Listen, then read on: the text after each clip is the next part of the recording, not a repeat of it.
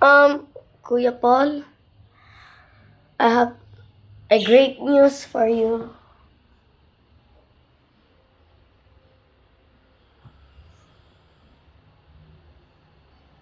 We have babies. So I have a challenge for you. You need to find the eggs. This one is for boy and this one for girl, baby girl. So if you find this video, this is a hint to where I put the babies. I'll put inside this one. So this is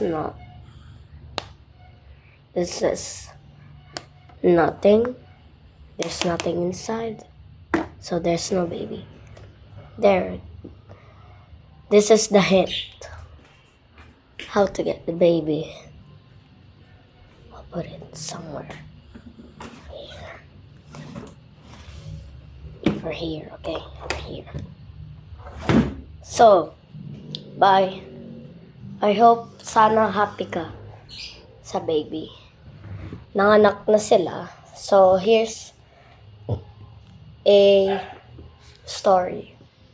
When it started. Diba kagabi, may parang nag-i-scratch. Baka nagbabumbaya sila. Baka kinakain nila. Kasi kinain nila yung anak. Makikita mo din sa pintuan. Pakita ko sa'yo.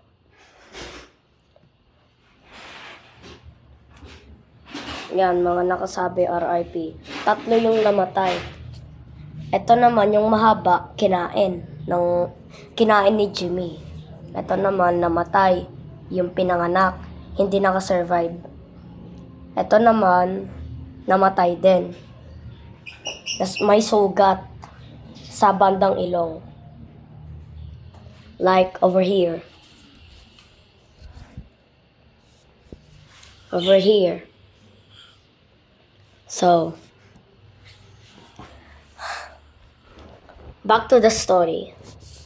Mula nun, yung pagkagising ko, gusto ko sana i-check sila. Yung chinek ko, may dugo. Yung tinanggal ko si Mimi, may mga anak. Tapos, sinumbong ko kay Mama Beng. Tapos, natuwa siya dahil kasi may baby na sila. Tapos, pinupunasan ko yung mga baby.